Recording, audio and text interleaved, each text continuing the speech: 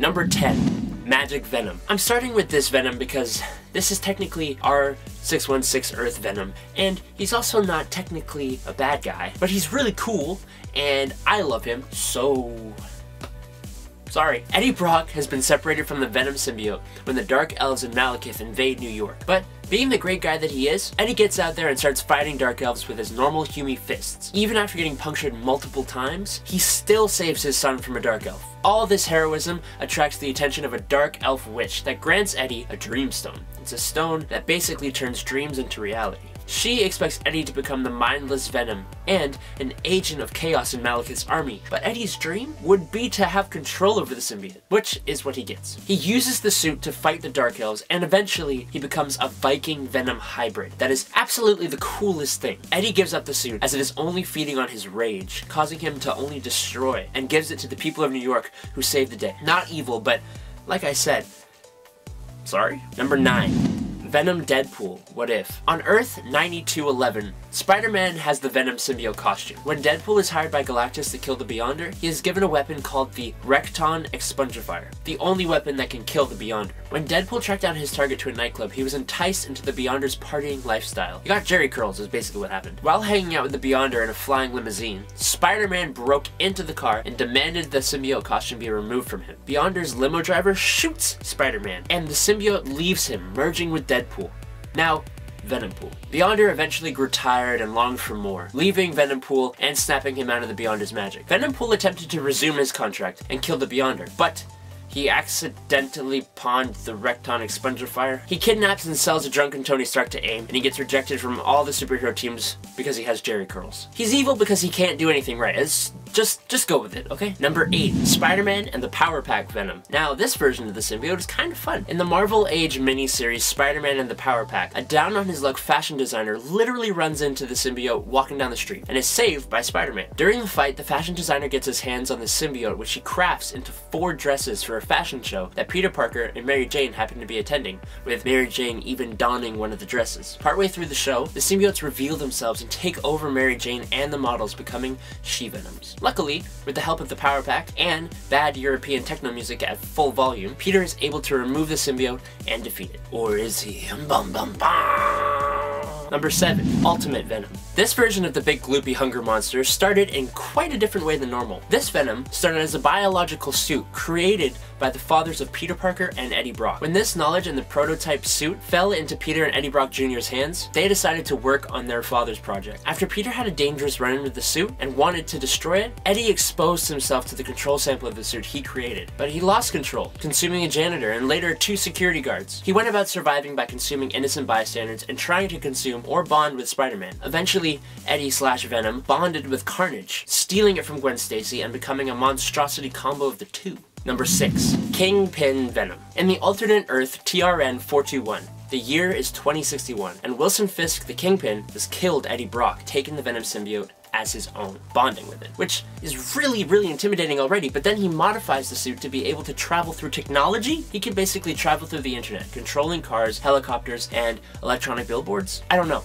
Okay? I don't know. In the end, Peter had to flee into the woods, where King Venom followed. This part of the fight didn't last very long, with Peter using the fire from a torch to detach the symbiote from Kingpin, saving the day. Number 5. Old Man Logan/Old Man Hawkeye Tyrannosaurus Rex Venom. Must drive faster, must drive faster! Old Man Logan is an insanely graphic and fresh take on the Marvel Universe. It is set in a post-apocalyptic America, where the villains of the Marvel Universe coordinated a simultaneous attack on the heroes orchestrated by none other than Red Skull. There's a gang of Monstrous Hulks, a giant skeleton of Loki crushed by the Baxter Building, old versions of superheroes and supervillains. Oh, and the Venom symbiote bonded with a frickin' T-Rex. After only showing up for a brief moment in the Old Man Logan storyline, Venom Rex instantly became a fan favorite character, which is good because it meant that we got to see how this came to be. At the beginning of the Old Man Hawkeye story, Clint Barton defends Jebediah Hammer from a gang made up of the multi-generational duplicates of multiple men. After Clint quickly disposes of all but one of the multiple men, the remaining man,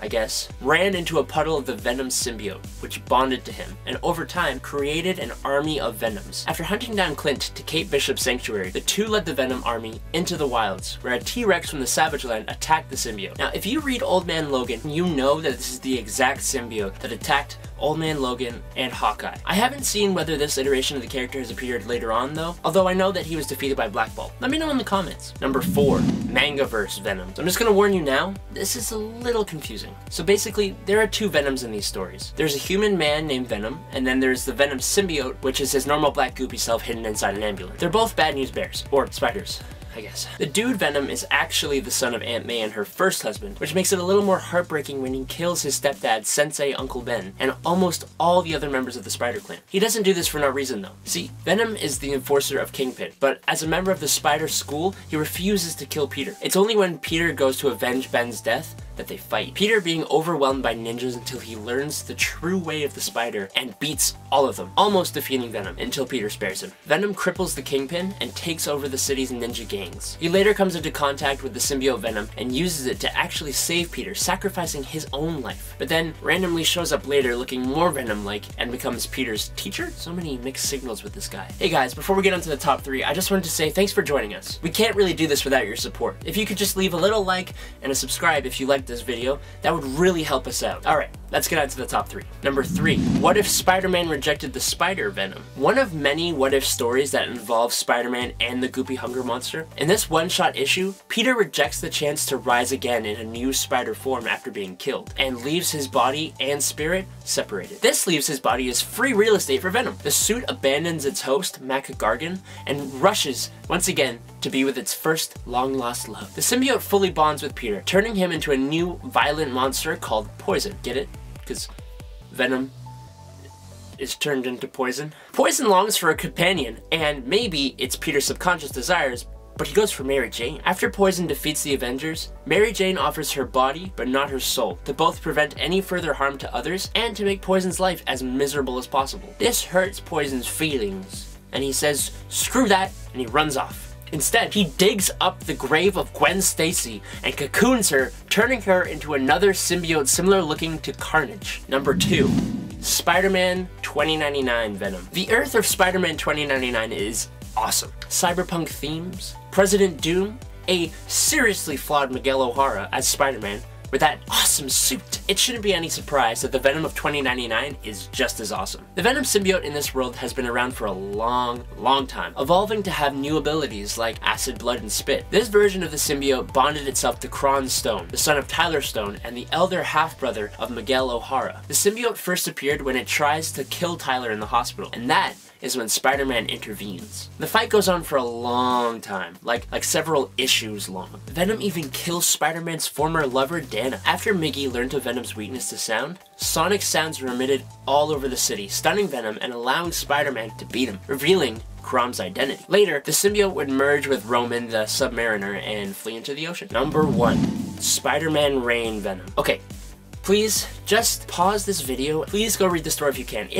It's good, okay? Gave me goosebumps. Set 30 years after the modern Spider-Man stories, with a retired old man version of Peter Parker, Spider-Man Rain's Venom is hiding in plain sight. He has donned the identity of Edward Sachs, the age of the current New York mayor, and has been quietly pulling the strings from within. A Venom with a mind like this. He's recreated himself multiple times, became the new leader of the Sinister Six, and has installed a security system around New York to stop anyone from leaving. He has goons that walk the streets. He's a criminal mastermind, because he's upset at Peter for leaving. He's upset with him for abandoning the responsibility of Venom. The Sinister Six is defeated by bombs set up by Sandman. Venom is assumed to be defeated, but this guy is tenacious, so who knows for sure. At number 10, we have Vampire Ultraman. This is a double alternate of Superman because he's already Ultraman, who's considered to be a dark, evil version of the hero we all know and love, but after Batman turns Ultraman into a vampire, the character just delves that much deeper into the uncanny.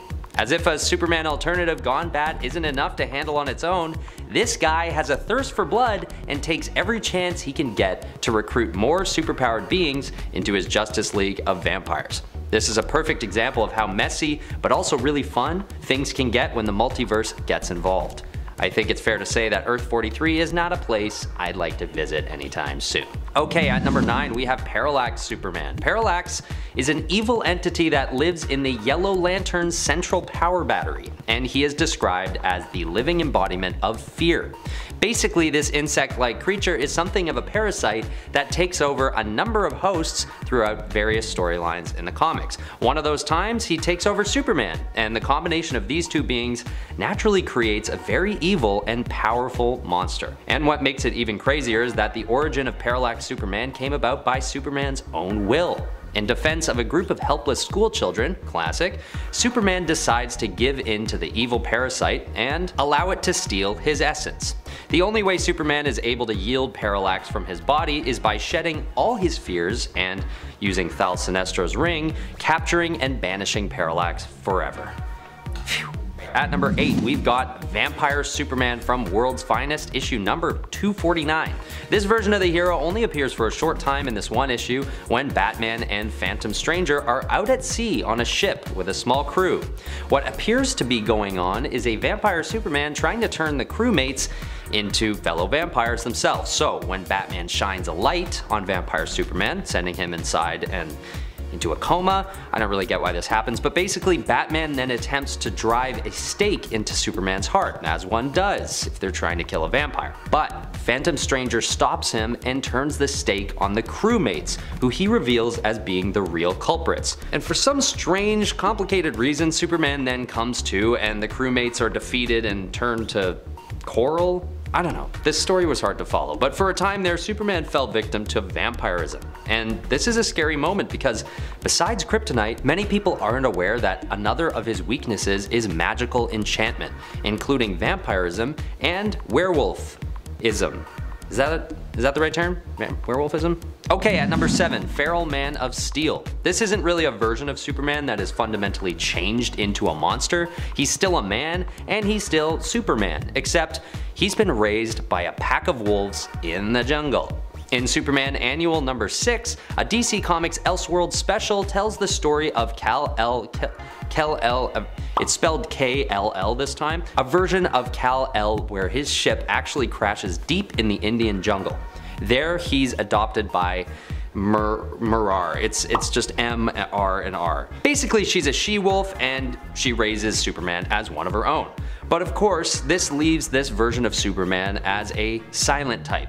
A wolf man who is on the verge of being entirely feral. However, deep down, the good values of the Superman we all know are demonstrated when he actually spares the life of an adventurer who kills his wolf mother and one of her cubs. Basically, feral Superman is integrated into human civilization and given the name of Clark, continuing on as a version of Superman closer to the one we're used to. At number 6, we've got Werewolf Superman. In Superman Volume 1, issue 422, we see a cover that makes us jump for a second, thinking that our beloved Clark Kent has been overtaken by a werewolf curse. But no, this isn't actually Superman turned werewolf. What it is though, is a werewolf who takes Superman's costume off of him and wears it.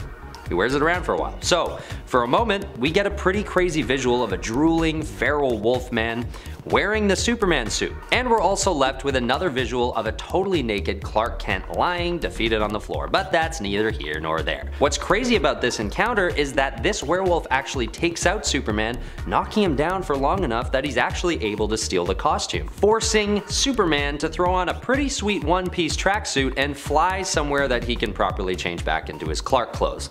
Later, he finds the culprits of the werewolf serum and then takes them all out naturally, without getting bitten himself, luckily. At number 5, we've got BIZARRO. The first time the world sees BIZARRO is in Superboy issue number 68 in October 1958. BIZARRO is created when Superman is hit with a duplicate ray and what is left is a gray-skinned, opposite version of Superman. Originally from Hertre, that's Earth backwards, yes, BIZARRO and other subsequent hero opposites are under the impression that good deeds are actually against the law. But in a newer interpretation of BIZARRO, he's not much of a threat to Superman, or anyone else for that matter. In the 2017 publication, he's known as sort of a goofy monstrosity that even Clark Kent isn't concerned about. The S on his chest is backwards, he has a little chupacabra as a pet named Colin, and he has horrendous grammar. If you tell him to go right, he'll go lefty ways, and if you ask him to stop, he'll go start. Basically, everyone around him sees him as a big handful and not much more, which is good. because he's still a powerful being from another planet. At number 4 is the Superman monster. This is a classic mashup story, basically marrying Superman and Frankenstein into one. A guy named Victor Luthor comes across an alien spacecraft with the remains of a baby boy within it. When he realizes that the child was supposed to have arrived intact, he devises a plan to revive the being using the body parts of dead bodies found in a local graveyard. Using the advanced alien technology from the ship, Luthor creates a revival matrix and brings this monstrous version of Superman to life. But just like the classic story goes, the resulting creature doesn't quite turn out the way that Luthor had planned. He's a little grayer and more decayed than he'd like, so Luthor rejects him, and gets pretty badly injured in the process. The rest of the story is basically more parallels to Mary Shelley's Frankenstein, so if you're interested in hearing about the story of Superman and Frankenstein mashed together, go check out the story. It's a one-off, so it probably wouldn't take very long to read. At number 3, we have Super Demon, or Etrigan. This demonic version of the Man of Steel is known as one of the many Supermen of the Dark Multiverse. His origin begins when he's rocketed to an Earth of eternal twilight from a dark planet called Camelot. Luckily, this thing still fights against evil despite his monstrous appearance. At one point, he faces off against Vampire Ultraman, who I previously mentioned on the list, and he's eventually targeted by Prophecy, who wants to steal Etrigan's powers from him. But he's able to escape with the help of Justice Incarnate and goes off to try and free the other Supermen in the Dark Multiverse. This guy has basically every power that Superman has except augmented just a little bit, and often calling on fire as the element of choice. He's got fire breath, hellfire vision, and when he recites a magical verse, is able to unleash what is only described as a burst of hellfire upon his enemies. At number 2 is Sand Superman. This entity is neither human or Kryptonian alien, but a mixture of energy from Quarm, sand from Earth, and some of Superman's powers that have been siphoned out of him. This creation is not quite a monster, but it is an uncanny recreation of the hero that honestly kinda creeps me out. Almost as much as a zombie or vampire version of Superman might. It doesn't have any soul inside of it, and for a time is set on draining even more of Superman's powers from him. Although it does come around and start to act more like Superman does, acting as a selfless superhero, fighting crime and all that. It still poses a threat to Superman, and the rest of the world for that matter, because due to this creature being composed of alternately charged atoms to Superman, and only gains power when Superman loses it, and vice versa, it's known that if Sand Superman comes in contact with real Superman, there would be a devastating explosion powerful enough to destroy the planet. So yeah, Sand Superman, not to be messed with. And kinda creepy, honestly. Okay, we're at number 1, and I have to put Blackest Night Superman here. 2 words, Zombie Superman. This version of Superman comes back from the dead and terrorizes Smallville with the added powers of a Black Lantern. In the comics, he's able to read people's fear and their power levels with what seems like a built-in HUD system. He's just a predator in all senses of the word. But when they face off, Zombie Superman is able to see more human emotions in Superman than he had in the people of Smallville. Fear, love, hope, will, and on top of it all, this zombie Superman uses Superman's own mother against him, putting her life in peril, and even Clark's dog, which is where I personally draw the line. Number 10, Claw. Claw, which is Hulk backwards, is basically what happens when the Hulk goes Hulk. He is another one of the evil personalities inside Bruce Banner's head. This version of Hulk has black skin with these rad glowing red scars. He has red demonic eyes, white hair, and big old talons. Claw emerges when Hulk reaches a sufficient level of rage, which is strange because regular Hulk has gotten way more powerful than this version of Hulk. The Claw personality is usually suppressed and has only shown up a few times, and not for very long, I might add. He appeared first in the Axis storyline, where heroes and villains had their moralities switched. Hulk isn't exactly always a perfect dude. He will go on rampages and hurt people. He doesn't intend to. Over time, he has been able to hone his rampages into one target, or even not rampage like that at all. But since Claw is his opposite, he lets his rage hurt and maim everyone, putting even the villains on alert. He looks terrifyingly awesome and no one is safe from his rage. Number 9, Infernal Hulk. On Earth 11638, Bruce Banner was officially completely done with dealing with the unpredictability and rage of the Hulk. So, when Spider-Man introduced Bruce to Stephen Strange, the Sorcerer Supreme, Banner became his apprentice. And after lots of training in the mystic arts, learned how to separate himself from the Hulk entity. He did this by sending it to hell and making it a demon. And this was a great solution, until the 616 Hulk, along with Deadpool and Spider-Man, came to Earth 11638. The Infernal Hulk managed to enter back into the realm of Earth, swapping places with 616 Banner's Hulk persona. Infernal Hulk went after the new Sorcerer Supreme, Bruce Banner, who was saved by both Deadpool and Spider-Man. So, how did they defeat this Demon Hulk? Well, Sorcerer Bruce reversed the banishing spell that sent Hulk to hell, and just before Infernal Hulk could return to his original Bruce Banner body, Bruce had his neck snapped, killing him. But his spirit lived on in the astral plane, so it's all good. Number 8. Marvel Apes. Marvel Apes is, well, I mean, it's all the Marvel characters as apes.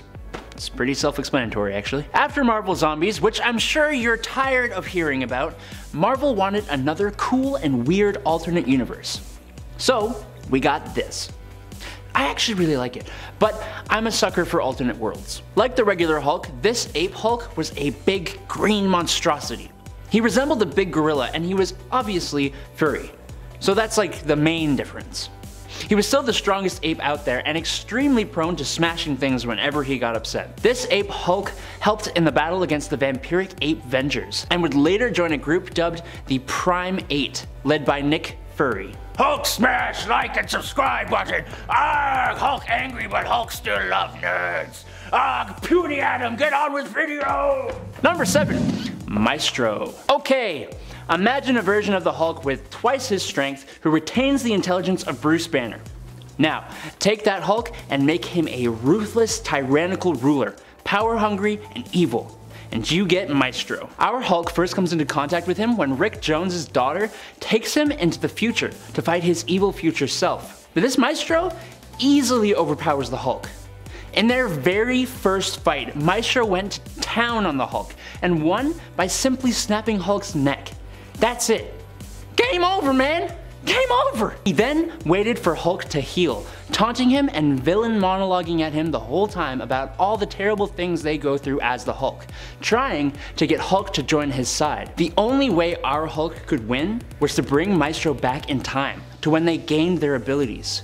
The Gamma Bomb, which destroyed Maestro on an atomic scale. The sheer idea of Hulk becoming Maestro haunted Bruce and Hulk's thoughts for the rest of time. Number 6. Null, Breaker of Worlds. When Kull Borson, known as the Serpent, who was the villainous brother of Odin, sent down 7 magical hammers to Earth that represented his 7 followers, the hammer Null found its way to our hulking mass of green, transforming him into Null, Breaker of Worlds. Null went rampaging all over South America, bringing him into conflict with the Avengers, who he defeated, and eventually into a fight with Thor. When fighting Thor, Null teamed up with Angrier, Breaker of Souls, which was the Thing, who also got one of these hammers, who was defeated by Thor. But we all know who the strongest Avenger is, don't we? Null was just a bit too powerful for Thor, and instead of facing him one-on-one, the God of Thunder threw Hulk into orbit. He landed in Transylvania and started taking on Dracula and his minions. It was only after Inca, disguised as Betty Ross, showed up that Hulk threw the hammer aside and left to go be in solitude for being used yet again. Number 5. Hulk 2099. Most of us comic book fans know about Spider-Man 2099. It's an incredible story and character, and it was crazy successful. Because of this, Marvel wanted to capitalize, like you do, and they made more 2099 versions of their characters. One such character was Hulk. This version of the Hulk is actually a guy named John Eisenhart. John didn't get his powers after being a scientist though. In the world of 2099, there was a cult known as the Knights of Banner, which, to sidetrack for a second, is a pretty sweet name. But anyways, John was a studio executive, and the Knights of Banner wanted to create another Hulk while also making a movie about their cult's history. Yeah, it's weird, I don't know. Eisenhart joins the cult and gets caught in a gamma explosion, turning him into the Hulk. He was a bit different though. For starters, he is terrifying, but he can control his rage, meaning his strength didn't grow indefinitely. He also has claws that can slice through most materials, and his freaky elongated tongue is super strong, which is weird. Number 4. Hulk Venom. In What If number 4, what if the alien costume had possessed Spider-Man? Spider-Man is unable to get rid of the Venom symbiote suit. and he enlists aid from other heroes. Hulk just happens to be one of the first to show up, and the symbiote takes an instant liking to Hulk, which kinda makes me wonder why this hasn't happened before, honestly. It easily bonds to Hulk, overpowering his weak mind. So now you have all the powers of Hulk, plus the powers of Spider-Man, which is an interesting idea, truth be told. Number 3, SKULK. The Amalgam comics in the 90s brought the fans one of the things they always wished they had: the heroes of the DC universe and the Marvel universe coming together. It saw the heroes facing each other, but it also, more interestingly, saw mashed together versions of characters. It's how we got the Batman-Wolverine hybrid Dark Claw, who is awesome. But it's also how we got SKULK. SKULK was the combination of Solomon Grundy and the Hulk. Bruce Banner was minding his own business, conducting gamma bond tests in the desert, the kind of thing you do on your perfect Sunday, and then Solomon Grundy appeared. Bruce tried to save the superhuman zombie from the explosion, but the bomb fused the two together, forming SKULK. SKULK was really just Solomon Grundy but with the Hulk's iconic purple pants, but I feel like the powers of these two characters fused together should be way more awesome than this. Number 2, Ultimate Hulk. Yes, the Ultimate Universe's version of Hulk is similar to the regular Hulk, but his personality? Nuh-uh honey, it is whack. Bruce Banner, no matter where you find him, is an emotionally scarred dude. It's why he is the way he is, but the Ultimate Bruce Banner? He is selfish, self-absorbed, and just creepy. He was so desperate to be noticed and recognized, he willingly injected himself with an experimental version of a new super soldier formula, turning him into a monstrous version of the Hulk. This Hulk had little to no regard for human life and collateral damage. He even ate people, it was nuts. Ultimate Hulk would join up with Maker, Quicksilver, Kang, and a mind-controlled Human Torch to make up the team known as the Dark Ultimates. He would eventually align himself to be a bit better, but not by much. Number 1, Guilt Hulk. The Guilt Hulk is very similar to Devil Hulk, who represents his anger.